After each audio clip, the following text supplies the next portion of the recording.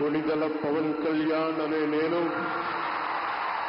శాసనం ద్వారా నిర్మితమైన భారత రాజ్యాంగం పట్ల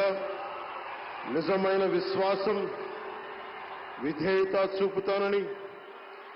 భారతదేశ సార్వభౌమాధికారాన్ని, సమగ్రతని కాపాడుతానని, ఆంధ్రప్రదేశ్ రాష్ట్ర మంత్రిగా నా కర్తవ్యాలను శ్రద్ధతో, అంతఃకరణ శుద్ధితో నిర్వహిస్తానని,